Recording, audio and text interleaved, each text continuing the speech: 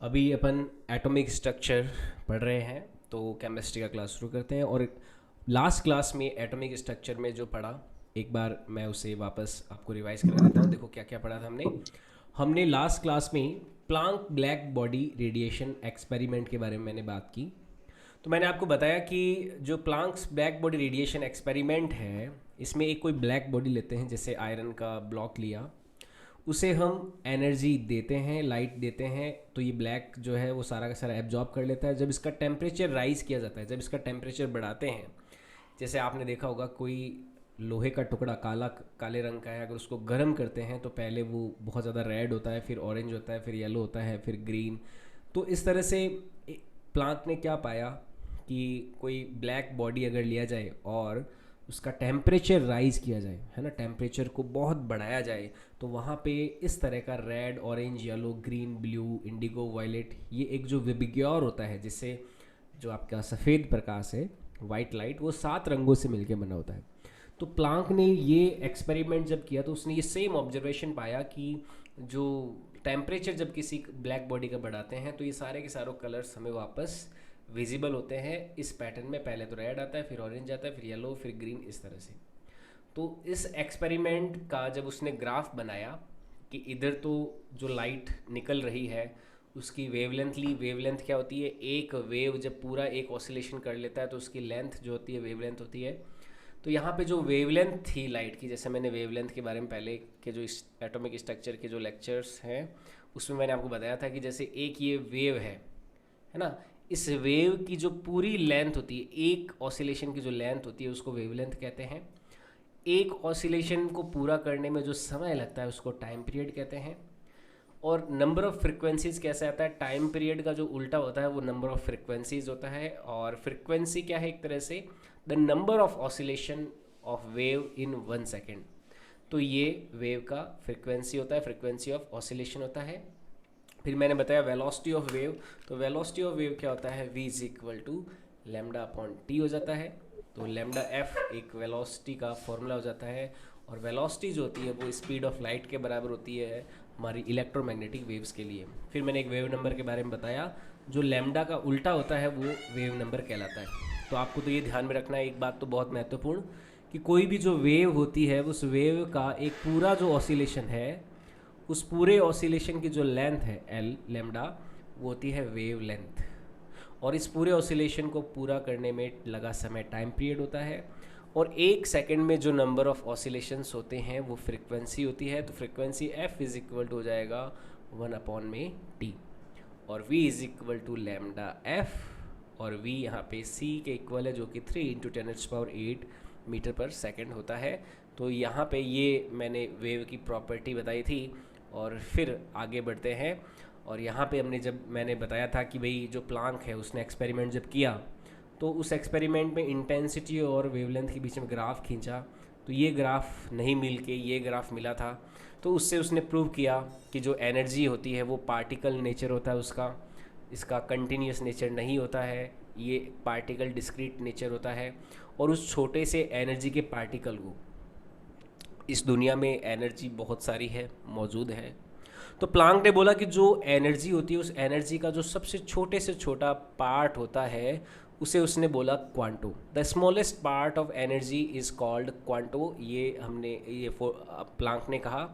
और उस एक क्वांटो की जो एनर्जी है वो फ्रिक्वेंसी के प्रोपोर्शनल होती है। फ्रिक्वेंसी को यहाँ पे न्यू से इंडिकेट किया गया है, तो E is proportional to nu. तो लास्ट क्लास में अपन यहीं तक कर रहे थे, मैं इसको आगे लेता हूँ। जो प्लांक है, Planck black body radiation experiment में उसने क्या कहा, प्लांक ने क्या बोला, Planck's black body radiation, black body radiation, इस एक्सपेरिमेंट के बारे में, जो इस एक्सपेरिमेंट का ऑब्जर्वेशन था उसके बारे में बात करते हैं, रेडिएशंस। ठीक है, प्लांक का कृष्णिका निकाय, है ना, कृष्ण निकाय या फिर काली निकाय विकिरण प्रयोग, इसका हिंदी में थोड़ा ऐसा ही कुछ नाम होता है। प्लांक का प्लांक का ब्लैक को यहाँ पे कृष्णिका बोलते हैं, कृष्णिका निकाय विकिरण प्रयोग। विकिरण प्रयोग। तो ये प्लांक का एक्सपेरिमेंट था।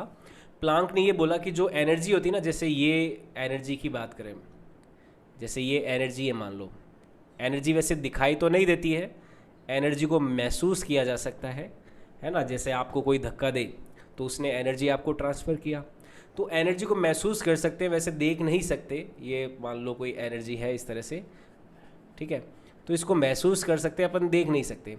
लेकिन प्लांक ने जब ये एक्सपेरिमेंट किया था ब्लैक बॉडी रेडिएशन का, तो उसने बोला कि ये जो एनर्जी है, ये एनर्जी जो होती है ये इस छोटे छोटे पार्टिकल से मिलके बनी होती है, ठीक है। ये एनर्जी जो है ये छोटे छोटे पार्टिकल से मिलके बनी होती है। आप जैसे आग जलती हुई जो है उसमें देखते हो, तो प्लांक ने ये बोला था कि जो आग देख रहे हो आप, जो एनर्जी का फॉर्म देख रहे हो, वो वैसा कुछ नहीं है, उसके अंदर छोटे छोटे टाइनी पार्टिकल्स हैं। यानी कि ऐसे छोटे छोटे पार्टिकल्स आपको देखने को मिलेंगे अगर आप बहुत उनको गहराई से देखोगे। ऐसे छोटे छोटे पार्टिकल्स के फॉर्म में ये एनर्जी होती है। जो एनर्जी है, एनर्जी का जो छोटा सा छोटा पार्टिकल है, उसने प्लांक ने बोला कि energy exist in form of particles. तो ये प्लांक ने बोला कि ऊर्जा जो है वो कणों के रूप में होती है, और जो सबसे स्मॉलेस्ट पार्टिकल होता है, the smallest particle of energy is called quanta. The smallest particle of energy is called quanta, है ना। जो सबसे छोटा पार्टिकल होता है एनर्जी का, उसको अपन बोलते हैं क्वांटो, है ना। ये इसका नाम होता है। तो हिंदी में इसी बात को मैं वापस हिंदी में लिख देता हूँ कि ऊर्जा कणों में होती है, जिसका सबसे छोटा कण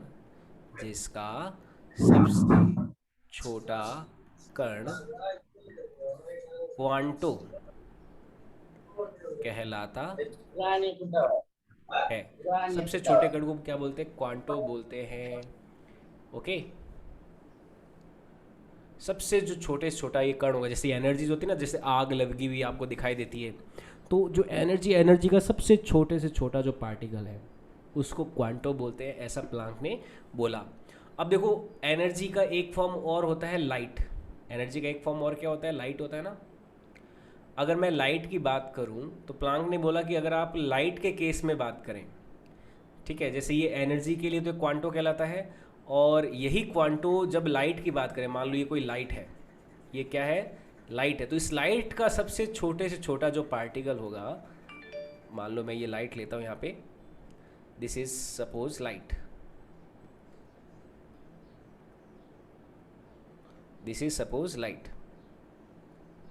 ओके, तो इस लाइट के केस में, क्योंकि देखो लाइट भी तो एनर्जी है, तो लाइट के केस में ये जो लाइट छोटे छोटे पार्टिकल से मिलके बनी है, इस लाइट के केस में जो स्मॉलेस्ट पार्टिकल होगा उसे बोलते हैं फोटोन। जो लाइट का सबसे छोटे से छोटा पार्टिकल होता है, जैसे आप अभी कमरे में बैठे हो तो ट्यूबलाइट से आपके पास में लाइट आ रही है ना, तो ये लाइट जो बहुत छोटे छोटे छोटे छोटे टाइनी पार्टिकल से मिलके बनी हुई है। और लाइट के केस में ये जो छोटा टाइनी पार्टिकल है, क्योंकि लाइट भी एनर्जी है, तो उस लाइट के लिए जो छोटा पार्टिकल उससे फोटोन कहते हैं। तो for light this smallest particle is called photon. ये बात ध्यान में रखना है। For light this smallest particle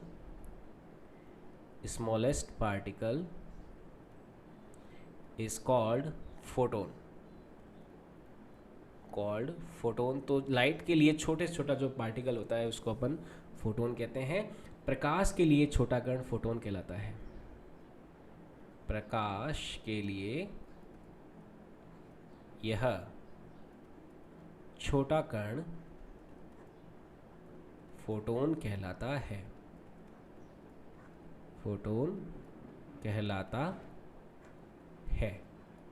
ठीक है, तो ये लाइट के लिए होता है। और प्लांक ने थोड़ा और आगे इसको इलोबरेट करते हुए बोला कि जो फोटोन है इसका शेप कुछ कुछ ऐसा होता है। देखो, उसने शेप भी दी फोटोन की, उसने ये बोला कि देखो यहाँ पे ये तो बाउंड्री होती है और अंदर वेव चलती रहती है ऐसे, ये होता है शेप ऑफ फोटोन। देखो आप ये थोड़ी चीज़ें आगे की है, अभी की नहीं है, इनके बारे में बहुत ज़्यादा लॉजिकली ये कैसे है, प्लांक ने ऐसा कैसे सोचा, ये थोड़ा आगे की क्लासों में आप पढ़ोगे।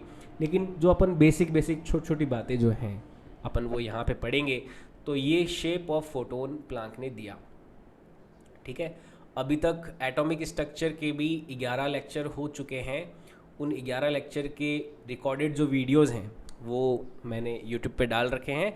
तो जहाँ पे आपको वेक्टर की प्लेलिस्ट मिलेगी वहीं पे ही आपको एटॉमिक स्ट्रक्चर के जो वीडियोस हैं उनकी प्लेलिस्ट मिलेगी। तो आप वो प्लेलिस्ट भी एक एक करके सारे सीक्वेंस में वीडियोस साथ साथ में ज़रूर देखें, ताकि एटॉमिक स्ट्रक्चर वाला जो टॉपिक है उसमें भी आप बराबर आ जाएं।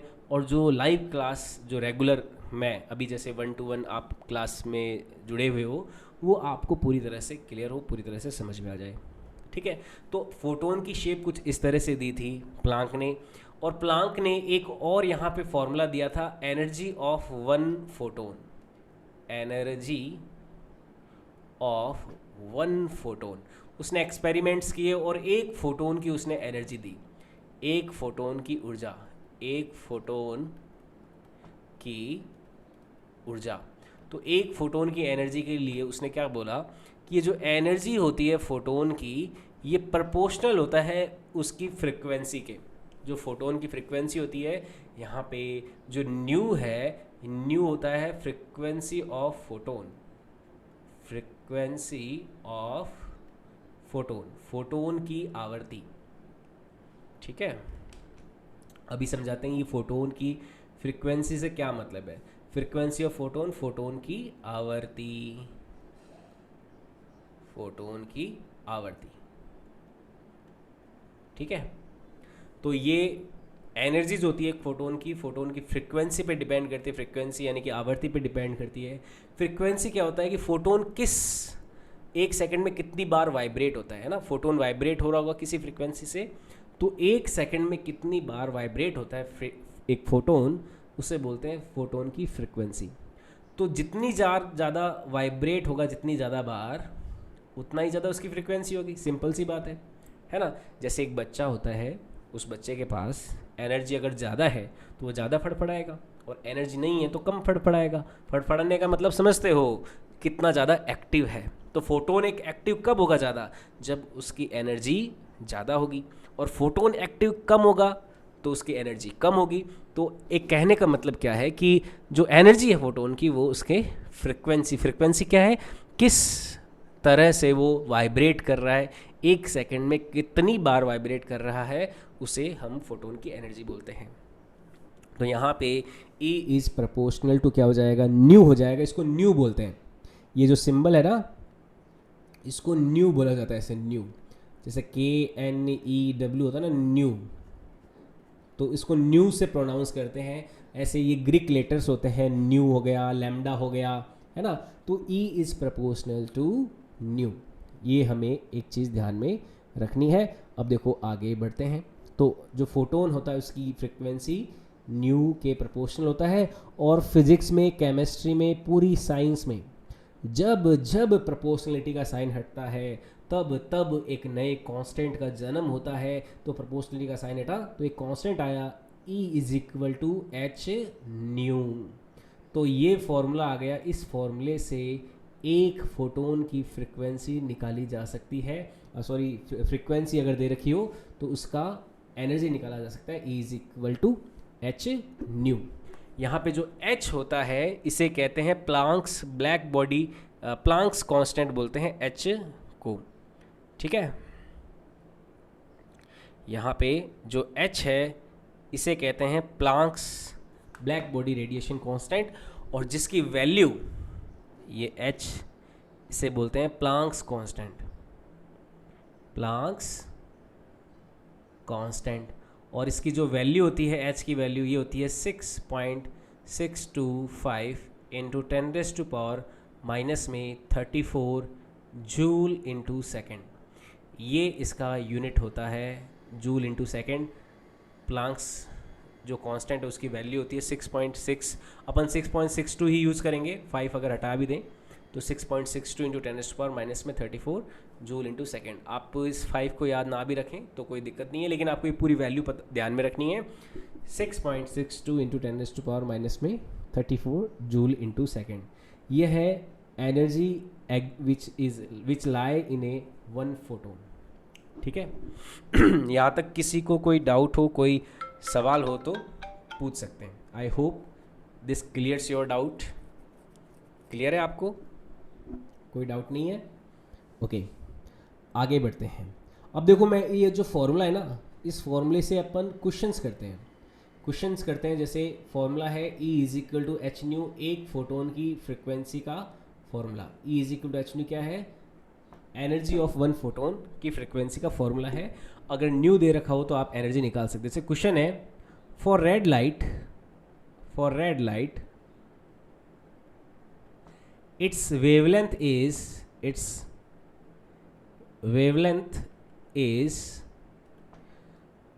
wavelength जो है रेड लाइट का, ये मान लो 750 नैनोमीटर है। For red light its wavelength is 750 nanometre. Calculate frequency of red light photon. ये सवाल है, देखो। ठीक है, 750 नैनोमीटर क्या दे रखा है हमने? वेवलेंथ दे रखा है। और लेकिन हमें एक फोटोन जो है उसकी एक तो फ्रीक्वेंसी निकालनी है। Also calculate energy of red light photon. Also calculate energy. ठीक है, हमें एनर्जी भी निकालनी है एक तो, और एक निकालना है उस रेड लाइट के फोटोन का फ्रिक्वेंसी क्या होगा। ठीक है, हिंदी में ये सवाल लिख देता हूँ, जो हिंदी मीडियम में भी होंगे एक दो बच्चे। तो लाल प्रकाश के लिए, लाल प्रकाश का तरंगदैर्ध्य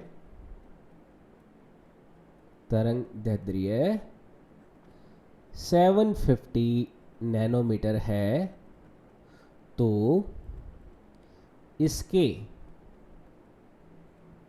फोटोन की आवर्ती एवं ऊर्जा ज्ञात कीजिए। ठीक है, ये क्वेश्चन हो गया कि एक जो फोटोन है रेड लाइट का, उसका वेवलेंथ दे रखा है हमें। वेवलेंथ है 750 नैनोमीटर, तो हमें उसका फ्रिक्वेंसी और हमें एनर्जी जो है वो दोनों निकालना है। तो इस सवाल को देखो सॉल्व करते हैं। सबसे पहले फ्रिक्वेंसी निकालने वाला हम काम करेंगे। तो फ्रिक्वेंसी के लिए जो वेलोसिटी होती है किसी लाइट की, वेलोसिटी v = होता है λ/t। मैंने आपको एक ये फॉर्मूला बताया था, λ/t। लैम्डा क्या होता है? वेवलेंथ, और t होता है टाइम पीरियड, और टाइम पीरियड का उल्टा होता है फ्रिक्वेंसी, यानी कि v = होता है λf। तो ये रिलेशन होता है वेवलेंथ, फ्रिक्वेंसी और वेलोसिटी। ये वही v तो क्या है? Velocity of wave. और यहाँ पे जो वेव है कौन है? लाइट है। और लाइट का जो वेलोसिटी है ये होता है, यहाँ पे v की वैल्यू अपन को c के इक्वल लेनी होगी, जो कि होती है 3 × 10⁸ मीटर पर सेकेंड। देखो, ये हो सकता है आप में से बहुत सारे जो बच्चे हैं जो रेगुलरली जिन्होंने लेक्चर अटेंड नहीं किए हैं, तो ये फॉर्मूला आपको थोड़ा नयापन लगे। लेकिन आपको क्या करना है, जो पहले के लेक्चर हुए हैं 11 लेक्चर्स, आपको एक करके सीक्वेंस वाइज आपको देखने हैं। और इससे जस्ट पहले वाला भी अगर लेक्चर देख लेते हो तो वहाँ पे भी आपको ये समझ में आ जाएगा कि v = λf कैसे आया। और ये जो λf है, f को फ्रिक्वेंसी ही बोलते हैं। यहाँ पे फ्रिक्वेंसी अपन न्यू की तरह ले रहे हैं, तो मैं यहाँ पे इसको λ × न्यू भी लिख देता हूँ। देखो, ये v है, ये न्यू है। यहाँ पे न्यू फॉर फ्रिक्वेंसी, ये v फॉर वेलोसिटी। और ये लैम्डा जो है ये हो गया वेव लेंथ। ठीक है, वेवलेंथ हो गया, जो कि हमें 750 नैनोमीटर दे रखा है। और ये न्यू क्या हो गया? ये हो गया फ्रिक्वेंसी, जो कि हमें निकालना है। तो न्यू की वैल्यू क्या हो जाएगी? v/में लैम्डा हो जाएगी, या फिर v क्या है यहाँ पे? c/λ हो जाएगी। अब न्यू निकालना है, तो न्यू = आ जाएगा c। ये तो स्पीड ऑफ लाइट है ना। देखो, लाइट जो जिस स्पीड से ट्रैवल करती है उसकी वैल्यू होती है 3 × 10⁸ मीटर पर सेकेंड। तो ये तो हो जाएगा स्पीड ऑफ लाइट c। नीचे डिवाइड करना है हमें वेवलेंथ का। वेवलेंथ देखो कितनी दे रखी है, 750 नैनोमीटर। देखो ये जो एन एम है ना, एन एम को बोलते हैं नैनोमीटर। ठीक है, ये बेसिक्स में थोड़ा मैंने बताया था नैनोमीटर। और नैनो का मतलब होता है 10⁻⁻⁹। ठीक है, तो एक नैनोमीटर जो होता है, एक नैनोमीटर ये इक्वल होता है 10⁻⁹ मीटर के। ये एक आप रिलेशन ध्यान में रखना। ठीक है, 1 nanometre is equal to 10⁻⁻⁹ metre. तो यहाँ पे 750 नैनोमीटर है, तो 750 इंटू 10⁻⁻⁹ इंटू ये हो जाएगा, ये मीटर हो जाएगा, ये हमारा न्यू का एक्सप्रेशन आ जाएगा। तो न्यू की वैल्यू आ जाएगी 3/750 इंटू 10⁸ है, तो 10⁹ ऊपर जाएगा तो प्लस का हो जाएगा, तो 10⁸ प्लस 9 या फिर 3/750 इंटू 10⁸ प्लस 9 करेंगे तो ये आ जाएगा 10⁻17। ठीक है, आई बात समझ में। इसे मैं ऐसे लिख सकता हूँ 3000/750। मैंने 3 जीरो यहाँ से निकाल के इसको दे दिए, तो इसके पास जीरो कितने बच जाएंगे, इसके पास 14 जीरो और बच जाएंगे, और ये हो जाएगा 4 टाइम्स, तो ये हो जाएगा 4 इंटू 10⁻14। और फ्रिक्वेंसी जो है उसका यूनिट होता है हर्ट्ज, HZ। ये क्या है, हर्ट्ज, इसको बोलते हैं हर्ट्ज। ये फ्रिक्वेंसी का यूनिट होता है। तो इस केस में जो फ्रिक्वेंसी है वो कितनी आ गई, 4 इंटू 10⁻14 हर्ट्ज हमारा फ्रिक्वेंसी आ जाएगा। तो सबसे पहला काम हम कर चुके हैं। जो पहला काम था, calculate frequency of red light photon. तो जो रेड लाइट का फोटोन होगा उसकी फ्रिक्वेंसी कैसे आएगी, v is equal to lambda nu या फिर v is equal to lambda f, है ना। f और न्यू एक ही है, फ्रिक्वेंसी को रिप्रेजेंट करते हैं। तो यहाँ पे न्यू की वैल्यू हो जाएगी v/λ या फिर c/λ। c की वैल्यू रख दी, लैम्डा की वैल्यू रख दी। मैंने एक एक चीज़ कर आपको बहुत बेसिक से, नैनोमीटर क्या है सब कुछ मैंने आपको बताया यहाँ पे। ठीक है, और भी कोई बात आपको अगर मिसिंग लगती है तो please watch all the recorded lectures so for atomic structures. ठीक है, तो न्यू यहाँ पे आ गया 4 इंटू 10⁻14 हर्ट्ज। अब जो नेक्स्ट काम करना है हमें, नेक्स्ट है कि हमें एनर्जी निकालनी है, एक फोटोन की एनर्जी। तो उसके लिए हम ये फॉर्मूला यूज़ करने वाले हैं, एनर्जी ऑफ 1 फोटोन। ये क्या हो जाएगा, E is equal to H nu. तो for energy of 1 photon, for energy of 1 photon, एक फोटोन की अगर एनर्जी निकालनी है, एक फोटोन की ऊर्जा, एक फोटोन की ऊर्जा, तो उसके लिए फॉर्मूला हमने लगाया E is equal to H nu, है ना। ये H है, एच न्यू। ठीक है, अभी न्यू निकाल चुके हैं, 4 इंटू 10⁻14 रखना है, और H की वैल्यू क्या रखनी है, ये होती है 6.62 इंटू 10⁻34। तो इन दोनों को मल्टीप्लाई करेंगे तो हमारे पास में क्या आ जाएगा, एक फोटोन की एनर्जी आ जाएगी। तो एक फोटोन की एग्जैक्टली जो छोटा सा टाइनी सा पार्टिकल है जिसको आज तक किसी ने नहीं देखा, हालांकि देखते तो हम उसी की वजह से है, लेकिन इतना छोटा है जिसको अपन देख ही नहीं सकते। अपन को तो लाइट दिखाई देती है, लेकिन ये सारी की सारी लाइट किससे मिलके बनी हुई है, बहुत ही छोटे छोटे छोटे छोटे टाइनी फोटोन से मिलके बनी हुई है। तो उसकी बात यहाँ पे हो रही है। तो इसकी छोटे से फोटोन की जो एनर्जी है, रेड लाइट के छोटे से फोटोन की, उसकी वैल्यू आ जाएगी 4 दूनी 8, 24, 4 2 24 और 2 26। ठीक है, ये हो जाएगा 26.48 इंटू 10⁻, माइनस में 34 है, प्लस में 14 है, तो 10⁻, माइनस में 20 आएगा।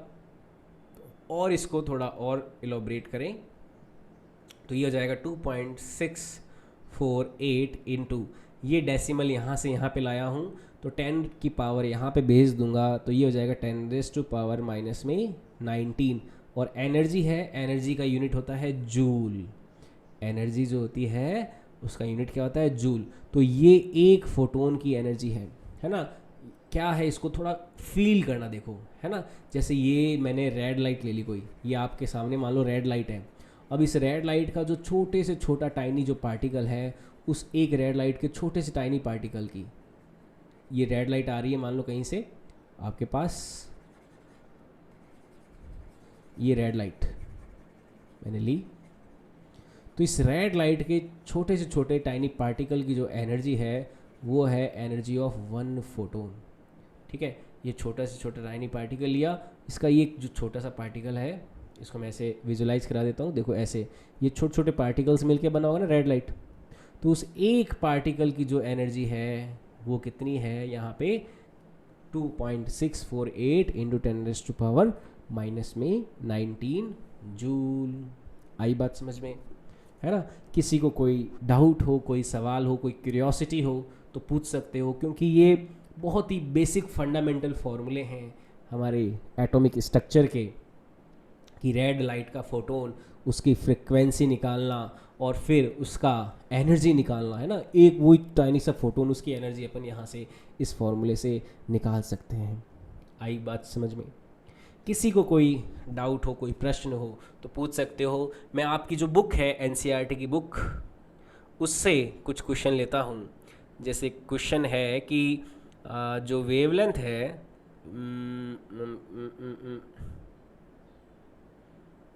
हाँ देखते हैं आपकी बुक में से क्वेश्चंस।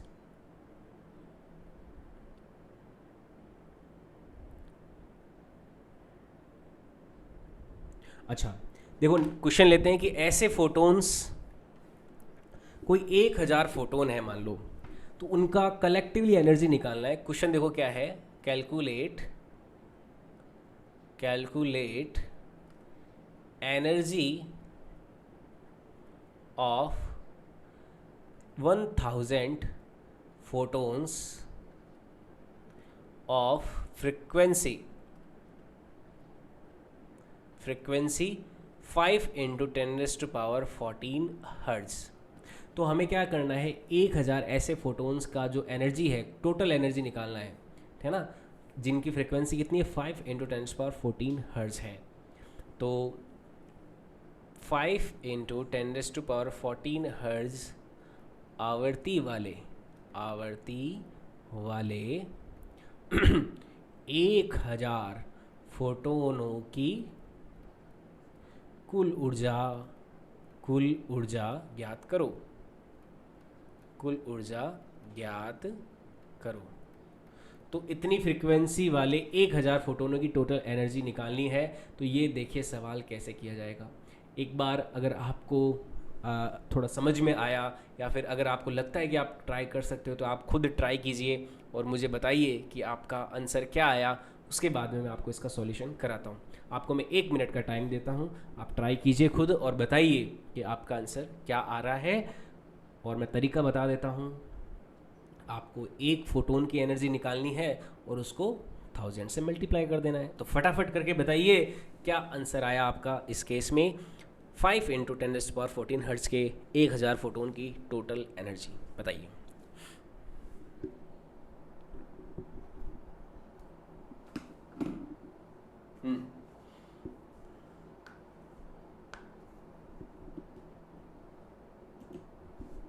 यस,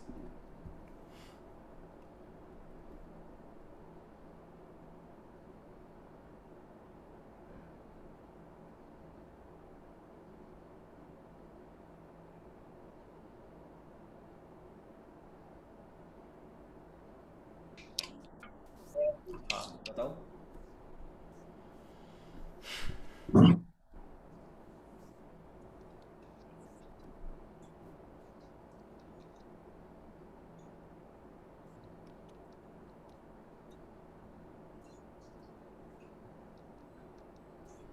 अच्छा, आया किसी का?